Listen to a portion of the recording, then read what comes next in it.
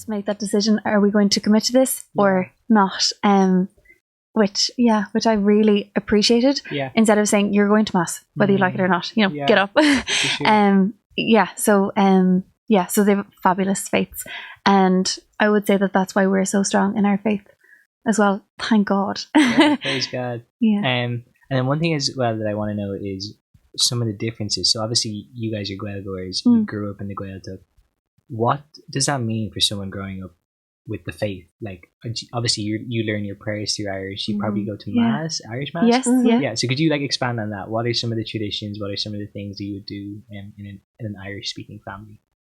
I suppose sometimes it's kind of hard to think of like what it would be like for others, because it's so normal to us to go to mass 10:15 on a Sunday, and like everyone knows whether you've been there last week, not in a like where were you, but they know that you've been away traveling or something. Okay. Do you know? So it's just fabulous when we do go back to mass. Do you know, as in, let's say there was a time where I was traveling and I'd have to go to mass abroad, and then I'd finally come back and they knew more about my travels than I did. It's a very like tight-knit community. But one thing that we love is that the Irish language and like Jesus Christ our Saviour are just so interlinked and so intertwined. Like even like the English language just doesn't do him justice kind of thing. Like even the way that we say hopefully, we say la cúna dé, which means like with God's help. Or when we say thankfully, we say buíochas le dia, we give thanks to God, because that's where our thanks is directed. And it's just fabulous, and we've so many different sayings that are so normal to us, but they just don't translate like as fabulously to English. So it's just so lovely to have those two, and people can dedicate their lives to trying to separate the two from each other, like the faith and the Irish language, but like they'll never succeed because it's so hard. Like even the way we say hello to each other is Dioghet, like God be on your team. And then you respond like Dia Smudaghet, God and Our Lady be on your team. Do you know? And it's just fabulous that it's a language of blessings. It's a language of praise. And it's just stunning. And we realise it's only when we're in conversation with other people, we're like, wow, other people didn't have that. And we're so grateful that even our parents understood that yes, the Irish language is a jewel, is a gem to be protected, but so is the faith. And we don't have to separate them. Like we pray our rosary as Gaeilge, and like we learned a lot of our prayers growing up as Gaeilge, and it's just fabulous that we don't necessarily have to change them, we don't have to separate them, they just come together naturally, which is great. That's really, really cool. And then what was that experience like growing up in the Gaeltacht? Like it's a very open question, but like what's that experience like? Was it a small community? Was it a big community? And how did the faith actually fit into that community? Was the faith seen in that community at all, or was it just something that you got from home and that's it? Like I 10 out of 10 recommend Gaeltacht Live to anyone whatsoever. Like it's just the dream. Right. It's so wholesome. It's wholesome content, morning, noon and night. Do you know what I mean? And like Mom always says, like it takes a village to raise a child. And a lot of the times where like our village comes together, where I see most of like, you know, the old women and the old men and like, you know, any age really, is actually at our Sunday mass. Or it might be like growing up, like Saturday nights in our local pub would have been a big thing as well. So it's either if you didn't see them on the Saturday night, you get to chat to them on, you know, at Sunday mass in the morning. So those, I think for me, are the two moments in my childhood where I would see all of our village coming together. And it wasn't exactly like going to the club or like the pub on a Saturday night. It was just very wholesome. And, you know, we'd be singing along, and like, especially us as young singers growing up, like you might be, you know, learning a song and you might have only had verse 1 like down, if even. And sure, the older generation were like, right, come on, let's go, let's hear it. And you'd be like, guys, I'm not ready yet. They were like, come on now. And like, even the older generation being so excited to see the younger generation learning songs that they had for years. And just being so proud of us that, you know what, didn't matter if we butchered the song or not. Didn't really matter. We sang it, or even if we, you know, lost the words, they'd come in straight away. And just that togetherness of the community is so fab. And just for like the tiniest bit of background, we're the youngest Gaeltacht, so we were founded in 1935. So we're in County Meath, where dreams come true.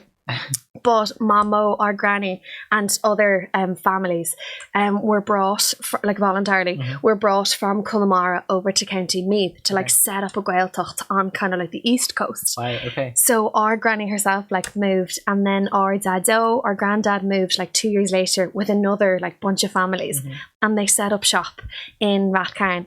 And it was just, it's so exciting to see that like we're the third generation, like born and raised now here, well, in Rathcarn. And it's just because we moved in, we love when others move in, like because we did. And like there's no concept of like a blow-in or like us versus them in Rathcarn. Like when people move in, if they have a few words, if they're willing to be a part of the community, we'll welcome them with open arms, you know. And it's just, it's a fabulous village. It's a fabulous way of life, the Gaeltacht life. And it's just stunning. Yeah, it is. And I would say that it, you know, that phrase, kids should be seen and not heard. Right. It's actually the opposite of what our childhood was. Like we were just encouraged to perform, to just, I guess, to explore our gifts, and we were praised for it. And I just think it was the most wholesomest, fabulous upbringing. And Mom says like, okay, yeah, it takes a village to raise them, but she's like, no place is like Rathcarn. And I actually think she's so right. Like there was no place. For sure. Yeah, it was so just a fabulous. Community played a very important role. They really did. Where you guys are right now. So could you guys talk a bit about your journey in music and how you guys are here right now? If you could expand on that. That's a long journey. Do we have time? So I guess we started singing from a very, very young age. Mom and Dad have stunning voices. Mom claims that like her voice is gone, but it's so not, because she's so dramatic. Mom's like, you know, a singer doing the dishes. You know, like she would just like him away when she's doing dinner or something. She'll just sing, and it's really lovely to hear. But and then Dad would be, you know, if anyone dies, and this is not making mockery of the thing, but if someone passes away, like they'll come to Dad to sing the psalm. So that's Dad's big gig. Gig. You know, it's a big thing. And like I think with every year that he does it, I get more nervous, being like, okay, that was really good this time, Dad. Well done, you still have it. Right. But it's just so funny because we grew up singing, and I would say that it came from both sides. But we definitely got the sean-nós graw from our dad, because his uncle was a really, really fabulous sean-nós singer. His name was Churraoin, and the fascinating thing about it is that he was a singer, but he was working. Like he had to move to Leeds for work, but then he was coming home to Ireland to maybe sing with Ghlúin, which are now the Chieftains.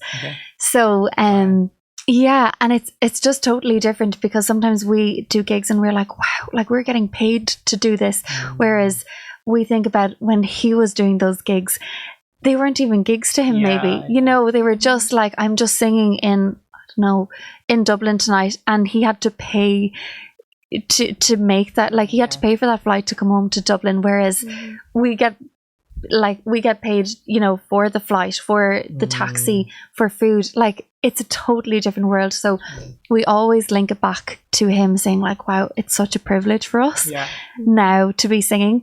But sorry, why I went on to him was our granny, who Maura spoke about earlier. She came to Rathcarn in 1935, and she would have always, like, she loved us singing. She just did. And I say that in a really modest, humble way, but she loved us singing. and so much so that it was really funny. So we would go to Sunday Mass at 10:15, and we would bop to her house. All the family would go to her house at 11 o'clock after Mass for like tea and chats, and we'd be chatting away, but you could not leave the house without singing a song. And when we would sing, then she would just cry, and people were like, that was so beautiful. And like our aunts and uncles would be like, that was savage, you know, again this week. And we were like, yeah, but Granny's still crying. Like what? Like how bad was it, you know? And she would just cry and cry. And I think, like, thinking back, I realized that I'm like, oh my God, she was so unbelievably proud of us. Yeah, but also she was so proud of just the tradition like that was going to the next generation because she was so incredibly proud of her brother and the name that he had, and like she loved to sing herself. But I think when he passed away, she actually stopped singing. That happened so much long ago that when someone would pass away, they would stop singing. So I think that was her story. But you could just tell that it was a big deal to her, and we were like, we also love it, and let's just keep it going. So yeah. Okay, and that's how that started. And then how did on Chéad? Ghlúin, Eile. Nice one. How did you guys start that? Was it always sort of down the line you were like, we're going to start a band at some point, or was it kind of just like a spontaneous? Oh, I don't think it was ever a big massive goal, like we're going to be the next Spice Girls kind of thing. But like growing up, even like we actually learned a lot of our English from films and from musicals especially. So like even before we could speak in English, we could like, you know, do a little bit of Sound of Music if anyone needed to, but just the words wouldn't make sense kind of thing. So we always grew up like just singing together. And we always laughed that like I actually learned to do harmonies to Étain's voice by we would reenact High School Musical like all the time because it was just, you know, it was the film of the time. And sure, Étain being the eldest always chose who she would be, and she was always Gabriella, because who didn't want to be Gabriella? So I'd have to be Troy, so I'd always have to find like his Troy because he tended to do harmony. So that's kind of our like non-traditional background story of how we brought in the harmonies. But we would always be singing like solo originally, like on our own as we like grew up. And then we just really preferred to be singing together. And especially when we sing together, it's very hard. Like sometimes, you know, I might hear a clip of us singing and I genuinely can't make out my voice from Étain's, which I just love. Really? And even like our mom, our dad, our cousins, they're like, I actually can't tell who's singing what note. And it's just lovely that the two voices, us, like our personalities blend and our voices do as well. So like that's great. And then like we're so blessed to have that. But then there just kind of came a stage where we were just doing more gigs, we were just having more opportunities, and we were like, okay, let's have a band name. So it was Étain's husband, who was her boyfriend at the time, who suggested like, okay, what do we think about the next generation? But as Gaeilge. So we're like, okay, on Chéad, Ghlúin, Eile, like a bit of a nightmare to spell, but I feel like we could work with it. Like ACGE, like almost sounds like ACDC. I was like, I can work with this. So we're like, okay, let's make it official. So we started we created a Facebook page. We now have an Instagram and a TikTok, and it was just kind of through that, like just each step brings you forward, and like we're so grateful because we never know where we're going to be next. And like TG Cahar and Radio na Gaeltacht that are so good to us. But I think because it's such a niche, it's so specific, like Shano singing, Irish singing, native Irish speaking is so specific that we actually have so many opportunities, which a lot of people wouldn't think so, but you're like, everyone can sing Adele's like Someone Like You. Do you know what I mean? But you're not that many people can whip out an Irish lamenting song. Do you know what I mean? So like, watch me try. For sure. You mentioned RTE and all those other big media production good for them. people. What's been the biggest one? Or like, what's been the best one for you guys? The most enjoyable one to do? Oh, so many to choose from. So recently we were working on this collective, and it was called Blá na Hóige. So Blá means flower, agus na Hóige means like of youth. So Blá na Hóige, Flower of Youth, was a collective where Sheila Denver agus Culamach and Yomla, who would be like very, very big in like Irish traditional music, just like a king and a queen. But they brought a load of like young Irish like singers together from different Gaeltacht areas. So we would all more or less have the same kind of upbringing, but like on different sides of Ireland, different coasts kind of thing, and all with our different styles and different stories. So myself and Étain, we were representing Racharan or Gaeltacht, and then we had Seamus O'Flaherty and Cuivany Laherty from Connemara, so on the west coast, and then we had Maevni Vagliach from Kerry, we had Cathal O'Curran and Megan Rudy from Donegal, agus Piers O'Larcon from the north of Ireland. So they brought us all together, and it was like, anyone who has seen Camp Rock will get this reference. It was like an Irish Camp Rock where they brought us all together, and some of us were meeting for the first time, brought us all together, and we had 4 days to record an album. And it was so exciting because like we were really getting to know each other, not just in like a circle time. We were learning each other's songs, we were learning each other's stories, and like I would do that every day of the week, like for free. Like I would literally all my days, and like the graw we all have, even for each other, because we're all so different. There's no point in comparing us, and it wasn't a competition. So we released our album, and it was actually it was a TV series. And like it was just so like diverse.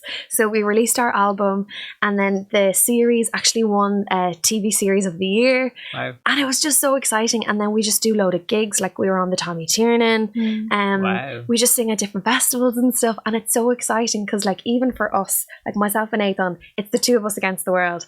But with Blá na Hóige, it's 10 of us against the world. Right. So fab. But each person in the group is also doing their own thing. Like each person has like their own album, their own CD, their own singles. But we choose to come together to share a stage together. And like it's basically just us on stage living our best lives, and the audience can like join in if they want. Do you know? Cool. So it's great. I think that's my favourite. Would yours be the same? To give a different one, I would say Plot twist. oh no. It's like drum roll please. I would say it was definitely when we sang with the Orty Orchestra. Good. And the reason why that was so special was because Radio na Gaeltacht were celebrating 50 years, and there were people that were representing like the Connemara Gaeltacht, Donegal Gaeltacht, but we were the only two from Rathcarn, and like it was so funny because Mom was like, "Oh Lord, like best of luck," you know, and like it's so funny, like we sing like in so many places, and she, like I actually just like she gets so nervous in a motherly loving way. She's just kind of like, "Oh gosh, I hope it goes well for you." And you're like, "Okay, thanks, it'll be fine." But it was so funny because, it was so lovely because the whole setup was that we were going to sing Oro Sé the Bahawala, which was the song that Darach O'Con sang, so our great uncle. Our granny's brother. So then on the day it was so fabulous. On the night it was so fab because Darach O'Con, they had an old footage of him singing because he's now deceased. So there was an old footage of him singing Orsha the Bahawala and the orchestra accompanying him. Yeah. And then that kind of like, I guess faded. Wow, and then we turned around and we just finished the song. Wow. And I think like at the end, like we walked off stage and we just cried because it was such a moment of like, oh my goodness, we just did that. And like with the orchestra for one thing, but it was just that we got to do it on stage. And like one thing that we would have, I think, loved is that if we actually got to meet Darach, because we talk about him so often. Sure. Like he is definitely like a part of it, our inspo. So yeah, it was just such a fabulous moment. It was just so lovely. That is so cool. Yeah, it's really nice. The thing is, I'm learning so much here as well. Oh, good. I had absolutely no idea who you guys were. I just knew that you were coming to the studio today, and I said, "Will we get them on for a counter?" Yeah, sure. But it's great to have you guys here. And another thing I wanted to ask was, you mentioned Medjugorje before we went on air. What's been your experience like? Because you've obviously been there a few times, I presume. Yes. What brought you guys there, and then also what was your experience like there? Well, I guess the story is that so there's two of us in the family. So there's myself, Máire, mum and dad. But we are blessed to have a saint in heaven. So mum and dad had a little boy before we were born. He would be 28. He'd be 29 on the 18th of January, but he passed away when he was born, but he was baptized. And the fabulous thing about it, I think mom and dad were kind of thinking like, oh gosh, will we even get to see him, like alive? And it was so lovely because when he was born, he actually got to see them. He was baptized, they got to look into his eyes, and then he passed away in their arms.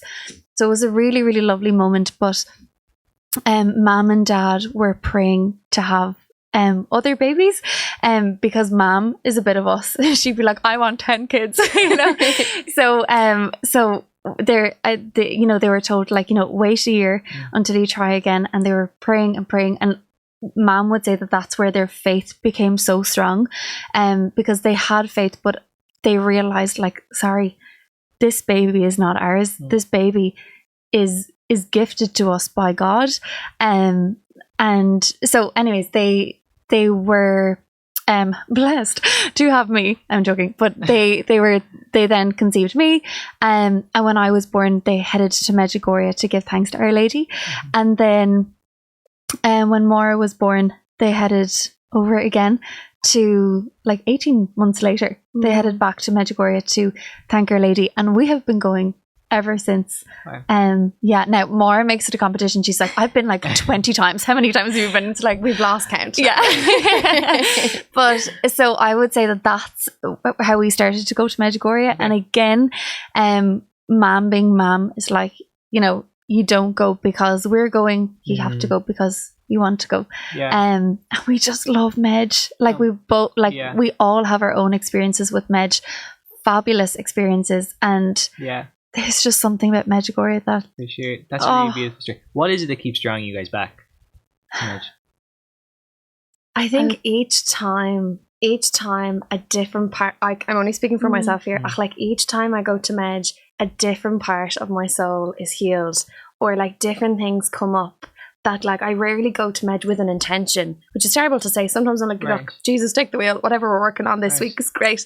And like each time I come home just charged, it's almost like where we go to charge, and then when we come home we can take on the world until we go back. And like a big thing for me, like, I love the sun. I just love her. I love the moon as well, but I do love the sun. I just think they're just one of God's greatest creations. But I just love that in Medj you can pray in the sun, and I know this is very superficial to say, but I love just tanning and praying at the same time. So I'm like, Medj, love your work. Knock is fine. But I just love that I can tan in Medj, which is very superficial to say, but I just, it suits me down to the ground. Okay. And I would say for me, it's the peace. I find that beautiful answer. You should have gone first. Not tanning. I don't tan. It's another reason to go for our listeners if you're into that. Do you know what? I actually remember meeting a girl over in Medjugorje, and she was talking about this. Actually, she was talking about, I don't know if you've ever heard of the O'Callans. They're up in Donegal. Oh my gosh, I think they're in Glenties, but they're beautiful mum before she passed away was in Medjugorje, and I remember seeing her one day. She was coming out of confession, and there was a lady, and she said, do you see her face? Like, it just radiates. And she was like, she spends so much time in adoration. But she was saying, like, and then she told me, she was like, if you want a fabulous face, go to adoration. And it was so funny. If you want that glow. And I was saying, like, gosh, if I didn't have faith, like, oh my God, how would I have actually taken that? And she was only messing, but like, to look at that lady, she was radiating. She was fabulous looking. And I just sometimes think that that's also something that you do find in Medjugorje, is people who aren't done up to the nines, but they are radiating something from their soul, that they look so beautiful. And it's just something that I think everyone needs to experience, because I just think everyone will find something from Medj. They just do. Like, I remember when I started to go out with my husband, like, he wasn't as into the faith as I was at the time, but like, when he went to Medjugorje, like, it just changed him, and now he's constantly like, when are we going back? You know, and he's the one who makes plans to go back, which is so fabulous. Like, I love having a husband who's like, will we go at Easter time, or you know, when can we go? Because I didn't have to tell him, he just saw it. And I think that happens for so many other people as well. They just see it. For sure, countless stories of people in Medjugorje. And obviously Our Lady as well is playing a massive part love there. Her work. As she is here in our studio as well. Yes. And you guys have experienced that today, attending Mass, seeing the Rosary.